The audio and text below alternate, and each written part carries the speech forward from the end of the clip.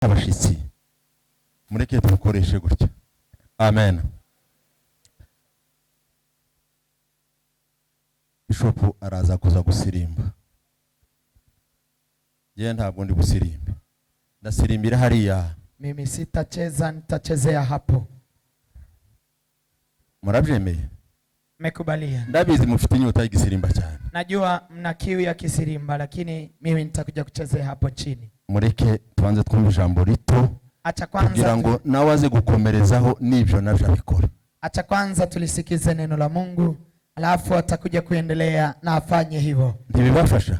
Haitawasaidia. Bwana asifiwe. Amen. Si cyo cyonyine arakora n'ibindi cyane. Na atafanya na mengine, si hayo pekee. Ndabizi hari Imana yamushize mu byinshi. Najua vizuri kuna yale Mungu amemweka ndani mengi. Kandi arabikora byose. Tena atayatenda yote. Amen. Amen. Tubanje gushima kuba twageze hano amahoro. Tunashukuru kwa kuwa tumefika hapa salama. Ikindi turashima kuko twabivuganye na Apotre gahoro cyane. Mengine tulizungumza na mtume kidogo tu. Twari tugeze muri ofisi ari mataha. Tulikuwa tumefika kwa ofisi na alikuwa ameenda nyumbani. Aratubwira ngo yifuje ko twazakorera Pasaka hamwe. Akatuambia tuchangie Pasaka.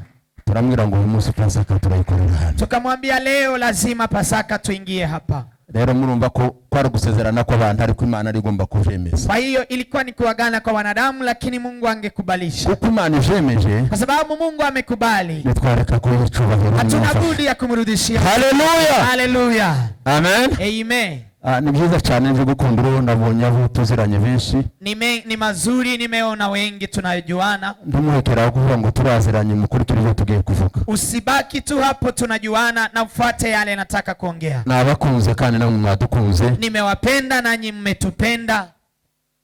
Nigeretse kugera hano ariko twari mu bindi ngira ngo ntabwo twari twaje muri ibi. Niliwahi fika hapa, siku kuja kwa haya, nimekuja kwa mengine. Ariko ndashimana kuko twaje kuvuga ijambo ry'Imana. Namshukuru Mungu kwa sababu tumekuja kwa ajili ya neno la Mungu. Amen. Amen.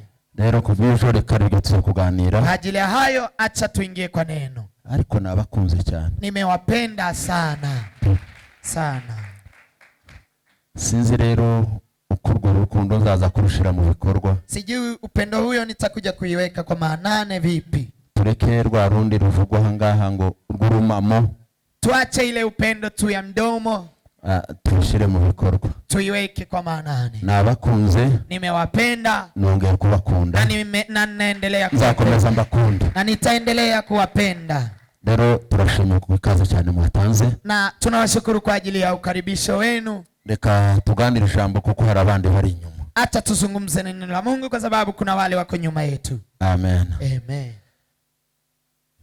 Ndasoma mu rwandiko rwa Paulo yandikiye Abakolosayi. Nitasoma katika waraka wa Paulo kwa Wakolosai. Turacari muri rya Pasaka. Tuko bado kwa Pasaka. Ariko ndavuga amagambo make cyane. Lakini nitazungumza machache tu. Kuko umwanya tuza kusangira n'abandi. Sababu tutakuja kuchangia muda na wengine. Amen. Amen. Turagerageza gufata umwuka ku buryo tukoresha nyine ku mwanya tuduha. Tutajaribu kuenda kwa utaratibu na Roho Mtakatifu.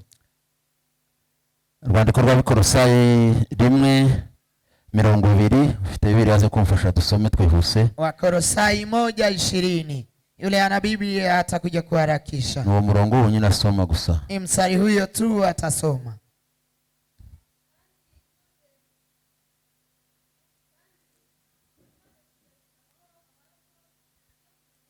Yego. Aha. Yego. Acha turudilie na kipaza sauti. Kandi imaze kuzanisha amahoro amaraso yo kumusaraba we imwiyungisha n'ibintu byose ari byo kwisi cyangwa ibyo mu ijuru. Amen. Amen.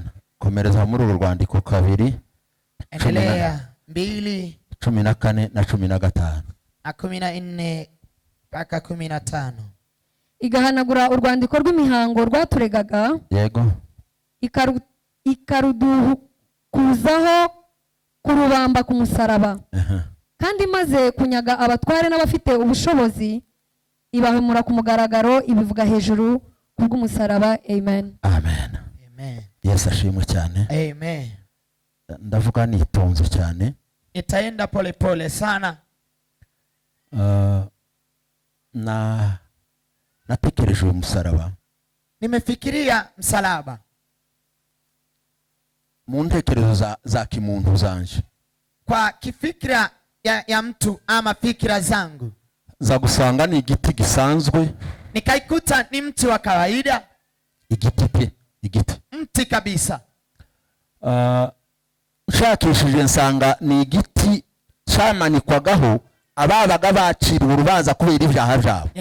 Nilipofanya utafiti nikakuta ni mti walikuwa wanatundika wale ambao wamefanya dhambi. Ntabwo hajaga umuntu utakoze icyaha. Hawakukuwa wanamsulubisha yule hajatenda dhambi. Hajaga n'umuntu utaciye mu rukiko ngo urukiko ruvemeze ko agomba kwicwa. Na hakukuwa kunaenda yule ambaye hajafika kwa kuhani ili wamkatie. Kuko no mu busanzwe hata kikawaida ibyaha bigenda bitandukana. Dhambi ni tofauti. Hari ibyaha gukatira amezi. Kuna dhambi watakukaitia miezi. Hari wakata mwaka. Hakabije wakata gufungwa burundu gihe cyose. Ama unafungwa nyakati zako zote. Cyangwa se wakavuga ngo bagukata igihano cyo gupfa. Ama wanakukatia kufa. Nuko ngo uwabaga yahuye n'iki gihano cya nyuma cyo gupfa. Yule ambaye amekutana na hiyo adhabu ya kufa. Ko kubera uburemere bw'icyaha uburemere. Kwa ajili ya uzito wa dhambi zake. Niyo bajangaga kuri wa musaraba. Yeye ndiye alikuwa anapelekwa msalabani. Ubundi hagaragara uburemere kukionyesha uzito bw'icyaha wakoze. Wa dhambi ambayo umetenda. Bashaka igihano kiremere kugira ngo bimire abantu komeza gukora cyaha. Wanatafuta adhabu ambayo watazuia watu wasiendelee na dhambi hiyo. Na kindi gituma batanga icyo kihano kiremere. Hakuna kingine kinachosababisha waadhibu. Bagira ngo bimire abantu bakora byaha. Walikuwa wanayafanya ili wazibe watu wasiendelee kutenda dhambi hiyo. Wabaga afite ubwenge aratekereza gatsiki cyane niza kugikora nuko ngo zahanwa gihano cyo kumanikwa. Yule na akili timamu alikanafikiria nikitenda dhambi hii nitatundikwa. Rero naho niho haje ico giti narivuze cy'umusaraba. Kwa hiyo hapo ndipo kumekuja mti wa msalaba. Ariko Yesu tugiye kuvuga minota mikeya. Lakini Yesu ambaye tunataka kuzungumza dakika chache. Dukomereza mu buzima bwacu bwose azavuga. Lakini tuendelee kwa maisha yetu aendelee kunena. Kuri uyu musaraba nahasanze ngo twahakuye intsinzi. Kwa msalaba huyo nimekuta tumetoa ushindi. Tekereza hari guhanirwa. Nikafikiria mahali tungeadhibiwa. Nabaye nk'uwiga amategeko bitari cyane. Niliwahi soma uloya kidogo tu. Ugake ntabwo ari cyane. Kidogo si sana. Ubundi ibi bihano batanga. Adhabu hizi wanazoadhiba watu. Ntibavuga ko bahana umuntu. Hawasemi kwamba wamemwadhibu mtu.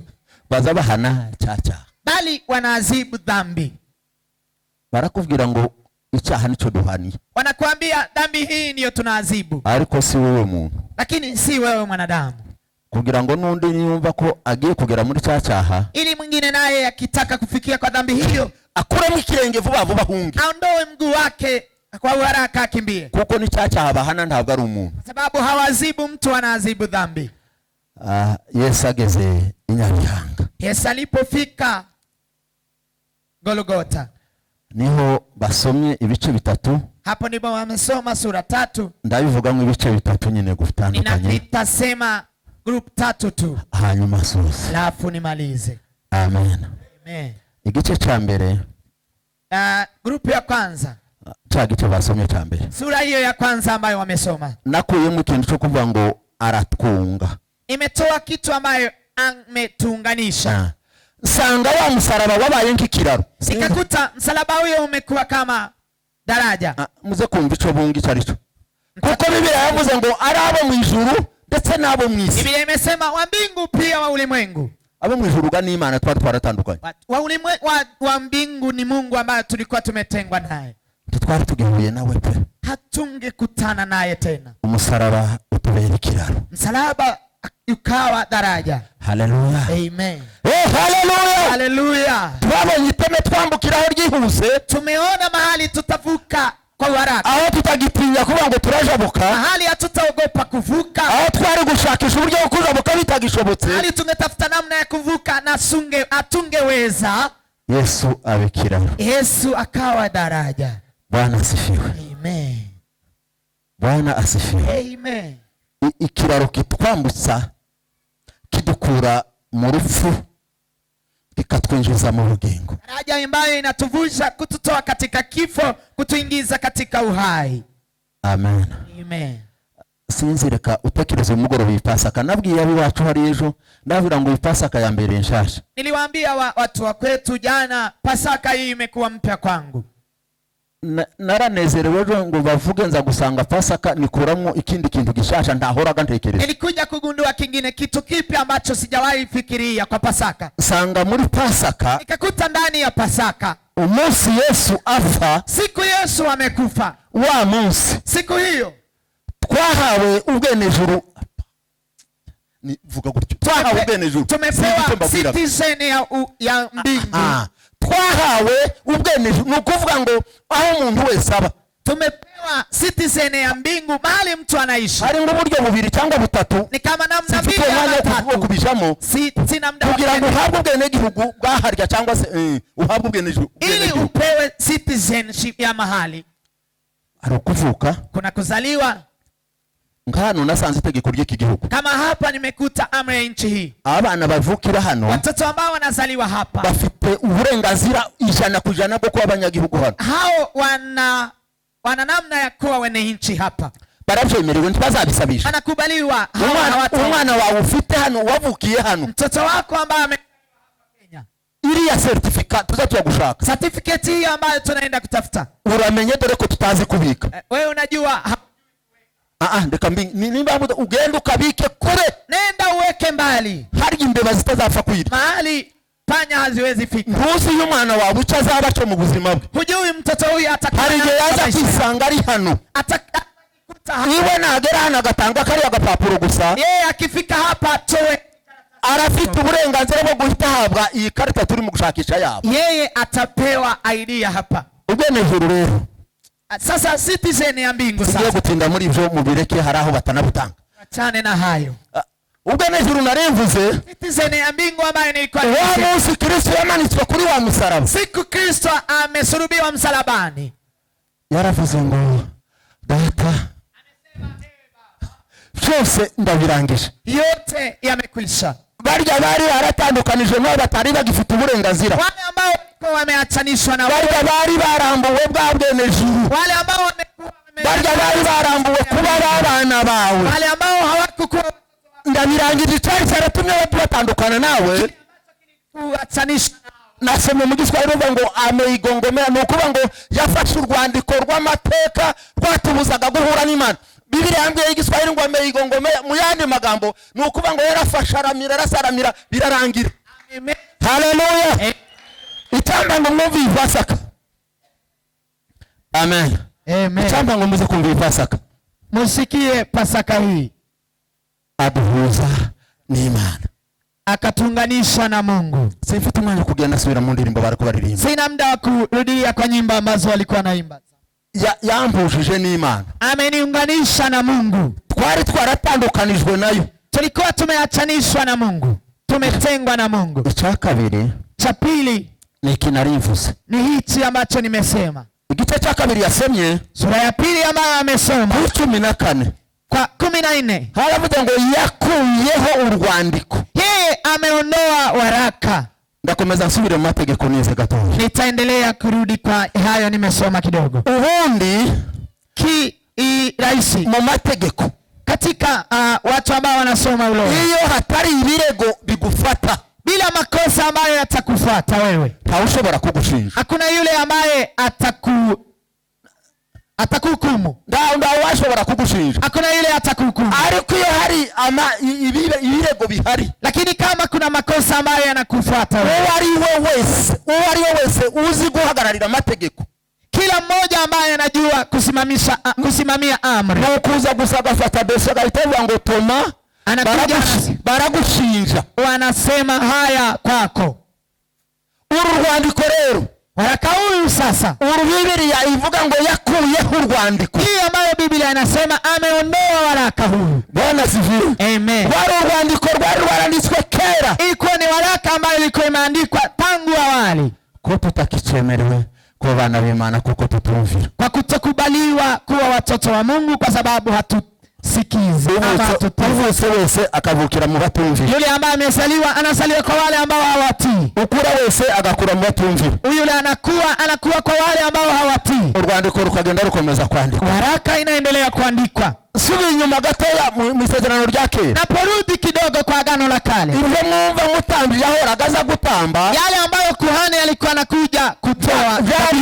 Byahoraga birundanwa. Ilikuwa ni dhambi ilikuwa inaendelea kuwekwa. Rimwe mu mwaka. Moja kwa mwaka, mara moja kwa mwaka. Akazana ya maraso ya hene cyangwa se yanda. Anakuja na damu ya mbuzi ama ya kondoo. Cyangwa yanga. Ama ngombe. Yashika akavuga ngo mubabarire uyu nawe. Napofika anasema msamehe huyu naye. Ibingibi byibura bibe bibitswe. Haya yawekwe tu kidogo. Narekanga hari gitabo nasomye ndavuga ngo nimeshangaa kuna kitabu moja nimesoma tupfuye. Gani hivyo tungekufa. Byahoraga bibikwa. Ilikuwa inawekwa tu, dhambi zilikuwa zinaendelea kuwekwa. Niyo mpamvu zivuga ngo amaraso y'intama n'ihene ngo yaratwikira. Ndio maana unasema damu ya mbuzi na kondoo ilikuwa inafunika tu. Mu yandi magambo, kwa maneno mengine, byahoraga bisa naho muzi gushingura. Najua kuweka. Abamama barumva cyane iyo abashitsi bagiye kuza mu rugo, umama azabwira abana ngo mwashinguye ibi bintu. Wageni wakitaka kuja nyumbani, wamama mnajua sana, unamwambia mtoto weka vitu hivi. Muri make ndaho bigiye birasa bigaruka. Mama tate hakuna mahali imeenda, itarudi tu. Siko byabivuze. Ni hivyo inasema. Jane niba mara gusokura bizana. Weka tu kidogo, wakienda utarudisha. Uru rwandiko niko rwarumeze. Waraka huu ni hivyo ilikuwa. Bahoraga bashingura. Ilikuwa ni kuweka tu buri mwaka, kila mwaka. Ariko Yesu yagize neza. Lakini Yesu haleluya! Haleluya! Haleluya! Haleluya! Haleluya! Yesu yadukije ariko urumva iyo mvune. Unasikia mchoko huyo? Nuko ngo deja twari turi muri condition guhora dushaka. Tulikuwa ndani ya condition ya bahore babika. Kutafuta ili watu waweke tu. Yesu araza barachahera. Yesu akaja akaanzia kwa. Haleluya! Haleluya! Kini cyari kudukiza. Hakuna kingine kingetuponya. Aravuga ngo uru rwandiko nuko banza rwacibwa rukava. Akasema kwanza waraka huyu iondolewe. Urwandiko waraka ngo rwaturegaga. Ilikuwa inatushitaki. Rwari rwuzuye ibirego. Ilikuwa imejaa mashitaka tu. Arukuraho. Akaondoa. Ariko nimwambira data cyo. Mpe Bwana utukufu. Haleluya! Haleluya! Tunaruhuka. Tukapumzika. Niyo mpamvu mubona tugenda twemye. Ndiyo maana mnaona tunatembea uhuru kwa uhuru. Ico ni cha kabiri umusaraba wakoze. Hiyo ni neno la pili ambayo msalaba imetenda. Ica gatatu nsubize. Neno la tatu imalize. Amen. Amen. Ica gatatu. Tatu. Nico kiribuze gutuma muza kujina neza. Ndicho kitakuja kusababisha mcheze Mungu. Ariko gamuvino mwabanje kubitekerezaho. Lakini mcheze mkimaliza kufikiria. Yesu nzanemeranwa n'umuntu upfa guhonda amaguru yiwe. Mimi sikubaliane na yule anapiga miguu chini tu yake. Wenda harabizi bejo bundi ndababwira ukuntu twageze dukubita amaguru akaturya. Nitawaambia vile tulikuwa tunapiga miguu chini na inatuuma. Kera zamani mu gitondo mwarimu yarazaga akavuza filimbi ku ishuri. Asubuhi mwalimu alikuja anapiga filimbi kwa mstari shuleni. Abana bundi bakimenya no kuja ku mistari. Watoto wa sasa hata hawajui kupanga laini. Nari mwarimu njo mpambabwira. Mimi nilikuwa mwalimu, yeye anawaambia najua. Bakatushira ku mistari. Wanatuweka kwa laini. Tukagira gutya. Tunafanya hivi. Nukuvuga ngo intoki zanje nizo zakoraga ku gitugu ca mugenzi wangu. Kusema vidole vyangu vilikuwa vinaguza mabega ya ndugu yangu. Kugira gutya. Nafanya hivi. Uwo twegeranye nkarambura nje. Yule ambaye ni karibu yangu nafanya hivi. Ko murabona espace nsigaranye hano. Naona space yenye iko hapa. Bamara mwarimu akatubwira ngo marche sur place. Alafu mwalimu anakuambia tembea mahali upo. Ni uragitoye kabisa. Ni hivyo. Tembea mahali upo. Yes. Moja mbili. Apana gagato. Si pole pole. Kurya kugira ngo se ko ndahembo nubikora. Anakuuliza kwa sababu sioni ukifanya.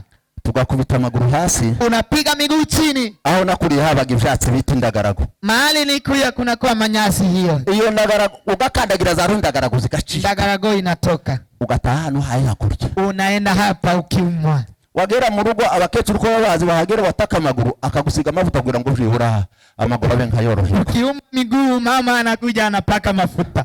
Yeme abavina ntaco muhaye muvunira. nyinyi ambao mnacheza bila kuchezea kitu. keba Hange angalisho, uzavina ufite ushavinira utazaza kuba marshe siri place igihe cyose utachezea mahali upo. nuko ngo amusibirirwaga mpunda amaguru harya nimba ari iminota 5 imera 30 uwagiye yageze kure. Kama ni dakika 30 yule ambaye ameenda amefika mbali. Arivuze ngo kicaga 3 nico kiza kuduhesha kumenya gutamba neza. Cha 3 sasa ndicho kitasababisha tumchezee Mungu vizuri. Ku murongo wa 15 mstari wake wa 15 mahali tumesoma, kandi maze kunyaga abatware n'abafite ubushobozi. Imaze kunyaga abatware n'abafite ubushobozi. Reka numve ko muza kumva iki kintu nashoje. Nimemaliza. Depuis alipo wanyang'anya, kwambura, kuwanyang'anya, amaze kwambura abatware n'abafite ubushobozi. Amewanyang'anya wale wenye uwezo na wenye nguvu, abari badufiteho imbaraga, wale ambao walikuwa na nguvu kwetu, abazimu n'abadaimoni. Mapepo na madimoni. Abazimu n'abazimukazi bakanga abantu bataza amakuru y'umusaraba. Wanawashitua watu ambao wajui habari za msalaba. Wakwitana nawe, ukikumbana naye ukamura ruzunguruka mu nzungu, unalala ukizunguka nyumbani kwako, sijui wale wameingia. Turamenya amakuru y'umusaraba, hujajua habari za msalaba. Ngetambua iyo ubimenya, ntabwo wirukanga, haungekimbia. Jambo ya batware n'abafite ubushobozi amewaponyoa wenye uwezo na mamlaka, abahemura ku mugaragaro, akawaweka chini hadharani. Reka mbabwire mu Gifaransa nasomye cyambwiye ngo yabikoze publiquement, aliyafanya hadharani. ngo abikore publiquement. Reka mbabwire icyo yongeyeho, acha niwaambie kile ambacho ameongezea. Alivuga hejuru, akasimama juu yao ngo kubwo umusaraba, kwa ajili ya msalaba. Igitabo kine nasome cyaravuze ngo yabashize muri cortege ya victoire. Kitabu kingine nimesoma amewaweka kwa orodha ya washindi. Mwaribo tuzatumona rimwe na rimwe ndimuzamene we president tambutse ukundu zindi modoka zamaze itaza zihunga mu muhanda, naona rais akipita barabarani bagari zingine zinaenda kasi. Nzo mbaba navuye ngo niyo mwanya tugomba gutamba hapo. Sasa ndiyo maana tunamcheza nahawe ubushobozi. Ntuzi ko ari kwabwiye abigishwa be, aliwaambia wanafunzi wake, yarabwiye ngo mugende mwisi, nendeni ulimwengu kote, ubushobozi bwose, uwezo wote, ubushobozi bwose, uwezo wote nabuhawe, nimewapa. Oh, haleluya, haleluya. Tubatinyiki, sisi tutaogopa nini? Bwana asifiwe. Haleluya. Niyo mpamvu tukwiriye kujina, ndiyo maana tunastahili kucheza, tugasubiramo, tunarudilia, tukongera tugasubiramo, na tunarudilia mara tena, kuko tuba duhagaze ku nsinzi, kwa sababu tunasimama kwa ushindi. Haleluya, haleluya, haleluya, haleluya, haleluya. Tunasimama kwa ushindi, tunatenda yale tunayoyapenda, kwa sababu Yesu ametupa ushindi. Yesu msalabani ametupa ushindi. Amesema nenda na wapa uwezo, nenda na kupa ushindi. Usishituke tena, usifungwe tena. Amri ilikuwa inakufunga, nimeitoa sasa. Amen. Amen. Acha nimalize. Pasaka iyo tuvuga ngo twaracunguwe, tukisema tumekombolewa, ugomba kumenya nacunguwe ki. Lazima ujue nimekombolewa nini, ncungurirwa hehe na nikakombolewa wapi. Niwasobanukirwa ico kintu, ukitambua mambo hayo, ntabwo uzasakugira, hautakuwa na woga tena. Tugira ubwoba kuko tutazi ico twacunguwe. Tunaogopa kwa sababu hatujui vile tutazi naho duhaye ducungurwa tu, hatujui mahali tunaelekea tukikombolewa. Tukama tukomeza kuba wa mwana gutyo, tunaendelea Mungu hivyo, tugakina wa mukino nyine twahoraga dukina wo kwihisha. Tunacheza mchezo huyo tulikuwa tunacheza wa kujificha, ariko wabitahuye neza. Lakini yule ambaye ametambua vizuri, agatahura uwo musaraba neza, na anatambua msalaba huyo vizuri, agasobanukirwa Pasaka, anatambua Pasaka vizuri, Apo ntuzasaba kwirirwa ubahamagara ngo nimuze dufite Pasaka. Mtume hautawaita kujeni tuna Pasaka. Wenyine nuko uzabimenya buri gihe cyose. Peke yake tu atajua kila wakati wa Pasaka. Akavuga ngo iyi ni Pasaka. Anajua hii ni Pasaka. Nzambwira abo tuba dusangira ifunguro ryera. Huwa nawaambia wale ambao tunachangia Holy Communion. Ndabwira ngo ibintu byinshi bituba kuko taba twatahuye. Nawaambia mambo mengi yanakuja kwetu kwa sababu hatujatambua akamaro k'iki gikorwa. Hatujatambua faida ya kazi hii. Wenda tubikora kubw'umuhango. Tunayofanya tu kwa ajili ya kawaida. Niba ubikora kubw'umuhango uzakomeza ibi mihango. Kama unayofanya kikawaida itaendelea kuwa kawaida kwako. Ntugatekereze ko ari wowe wenyine ugiye gukora iyo Pasaka tuzadukora cyangwa se iyo mihango. Usifikirie wewe ndio unafanya Pasaka na wengine wanaifanya. Aho muzi baza bayikora buruko bateranye. Unajua kuna wale wanafanya Pasaka kila wanapokusanyika. Igihe cyose bari kumeza ifunguro ryera. Kila wakati wa Holy Communion. Mwakira umubiri wa Yesu, mwakira amaraso ya Yesu. Pokea damu ya Yesu, pokea mwili wa Yesu. Ni kuhuru wakira muri wowe. Ni kuendelea kupokea ndani mwako. Bwana asifiwe. Amen. Swaba bazicho mutuba turimo twakira murakiza. Ukiwauliza ni nini tunachopokea, mnajua? Ejo kumuzategura uruhimbi hano. Jana kesho mtaandaa meza ya Bwana. Hano. Hapa. Uzaba uhawe ukora iki? Utakuwa unafanya nini sasa? Nukugira ngo ushimishe apotre. Ni ili nukugira ngo ushimishe mushumba wabone ko wegereye uruhimbi nawe. Ama Reverend yafurahi kwa sababu umekaribia. Barya muzamugenda nubereke ko ndakibazo. Ama wale ambao mnatembea nao waonyeshe kwamba hakuna shida. Ndibwira ko atari byo. Nadhani si hivyo. Si hivyo. Kandi niba ari nako wabikoraga ntukazongera. Na kama ni hivyo ulikuwa unafanya usifanye tena. Amen. Amen. Yesu yabwiye intumwa zarabwira ngo. Yesu aliwaambia mitume wake akawaambia, muze mubigenza gutya. Fanyeni hivi kugira ngo muze mwibuka. Ili munikumbuke. Noneho gico twibuka. Kile tunachokumbuka. Harimo byinshi. Kuna mengi tunayoyakumbuka. Byinshi. Mengi. Kandi si ukwibuka gusa. Tena si kukumbuka tu. Ni kugira ngo bitubemo. Ni ili yawe ndani mwetu. Bikubemo. Yaendelee kuwa ndani mwetu. Ndahita sabana n'Imana. Nitakuwa na fellowship pamoja na Mungu. Bwana asifiwe. Amen. Ndahita mvuga ngo rwandiko Satani we wari kumbesha. Ibindi biki wari kumva. Waraka nitamwambia Shetani ulikuwa unanidanganya. Rwandiko bararuciye ntarukibaho. Waraka imepasuliwa tangu awali. Tukazongera gusakuza kumbesha. Usiniletee makelele kwa kunidanganya. Gatatu. Wamuhagara uvuga ngo ndi umutsinzi. Usimame useme mimi ni mshindi. Nitaendelea kushinda. Kristo uri muri jewe ari umutsinzi. Kwa sababu Kristo yumo ndani mwangu ni mshindi. Uratsinda gute? Utanishinda vipi? Kristo uri muri jewe yaratsinze. Kristo yumo ndani mwangu ni mshindi. Wewe wambira ko natsinzwe gute? Kwa hiyo utaniambia nimeshindwa vipi? Shauri ibindi niba tugitekereza aho ngaho. Kama ni hivyo tunafikiria, hayo ni mengine. Iyi Pasaka iduhe guhindura imitekerereze. Lakini Pasaka hii itupe kugeuza mafikra. Tumenye ko turi abatsinzi. Tujue sisi ni washindi. Na yise cortege muje muri cortege ya victoire. Unje ndani ya orodha ya washindi. Cortege ya victoire. Orodha ya washindi. Aho mbagarira hose numve ko ndi umutsinzi. Mahali nitaishi niseme mimi ni mshindi. Mahali nimekanyaga nisikie mimi ni mshindi. Niseme kama mshindi. Ico gihe nyakati hiyo Pasaka izabiri muri iki. Pasaka itandani Mungu. Nzaba ngarutse kuri rya jambo bavuze ngo muze muhora mubigenza. Nitakuwa nimerudi kwa neno lisemayo fanyeni hivi kwa kunikumbuka. Nzaba ndimo nkorera muri Pasaka. Nitakuwa natenda ndani ya Pasaka, natembea ndani ya Pasaka.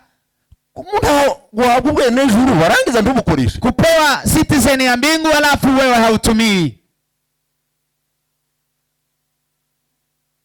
Turabana b'Imana. Sisi ni watoto wa Mungu. Twagizwe abana b'Imana. Tumefanyika kuwa watoto wa Mungu. Twahawe ubugingo buhoraho. Tumepewa uzima wa milele. Hata kife kuje. Habe nubwo urupfu rwaza. Haitanitisha. Ntabwo uzantera ubwoba. Tibishoboka. Haiwezekani. Turusigaye tugereye imbere y'urupfu tukama tuvugoma ngo tunafika mbele ya kifo tunaanza kutetemeka. Yes. Jambo rya mbere ryavuzwe kuri ayo yavuze ngo hata kufa utakufa. Neno la kwanza limesema habe no gupfa uzapfa. None se kumfite umubiri upfa kubera ikingira. Kwa hiyo sasa kama nina mwili wa kufa, kwa nini niwe na uoga wa kifo? Hata nikiwa na uoga huyo, hakuna yule kufa kwa ajili yangu. Bareke kubakangisha ico ngico. Wasiwatishe na mambo hayo. Twe turabatsinzi. Sisi ni washindi. Tuzahora turabatsinzi. Tutaendelea kuwa washindi. Tuzakorera mu butsinzi. Tutafanya katika ushindi. Tuzavugira mu butsinzi. Tutanena katika ushindi. Kuko ubwene ijuru dufite. Kwa sababu citizen ya mbingu tunayo. Bungamiriza ico ngico. Inanisititizia hayo. Tureke birya bene bacu batubwira ngo ngo nyinyi ngo si wa Kongo. Tuache yale wenzetu wanatuambia nyinyi si wa Kongo. Kandi yamara kubwirwa ngo si nyine. Na ukiambiwa unasikia hivyo. Yambayanga. Uko ni ijuru niko biri mu kumera kuri wamwe. Hata mbinguni kwa wamoja ni hivyo ilivyo. Niko. Ari umwana waherutse kumbaza ati kuri mukuru. Kuna mtoto aliwahi kuniuliza, je, wewe ni mkubwa? Ukukoko turaba Kongo. Kabisa sisi ni wa Kongo. Namwira ngo uretse no kuba Kongo turenze no kuba Kongo. Nikamwambia sisi ni zaidi ya kuwa wa Kongo. Itegeko riza gushirwaho rivuga ko abari abakongo. Amri ya kuweka kwamba hii nchi ni Kongo. Ntabwo ari ryo nagiye gusaba ngo ndasaba kuba Mkongo. Sijaenda kuomba ili niombe kuwa Mkongo. Sinzi niba munumva. Sijajua kama mmenisikia. No turabijuru. Sisi ni wa mbingu.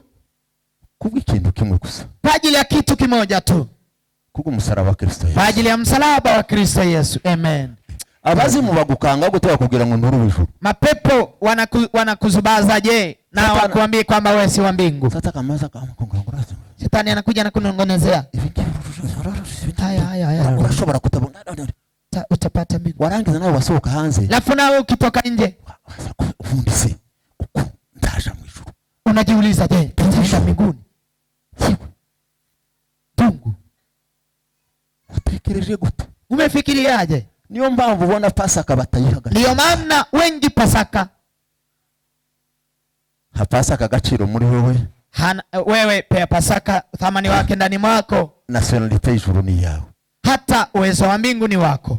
Kuko ikigaragaza ko ari cyo kinachozihisha ni hivyo. Nuko cyo dusabye data kitu. Ni kwa sababu kile tunachokiomba Baba anatupa. Kandi tugisaba nk'abana. Na tunakiomba kama watoto. Akakiduha nka data. Na anatupa kama Baba. Kubera urukundo rwe. Kwa ajili ya upendo wake. Yatumye mpa Kristo. Ilisababisha anipe Kristo. Kurumva yani imibindi gute. Ataninyima mengine vipi? Haiwezekani. Yanyafata byose ibyifuzo byanje. Ameyashika yote mahitaji yangu yote. Wabishira muri Kristo. Akayaweka ndani ya Kristo. Hanyuma aramumpa. Alafu akanipa Kristo. Naje ndamwakira. Nami nikampokea. Nigute nabibura rero. Nitakosaje sasa? Mugire Pasaka nziza. Iweni na Pasaka nzuri. Amen. Imana iduhana umugisha murakoze cyane. Awabariki sana. Atanga umwanya. Acha tupeane nafasi. Karibu sana.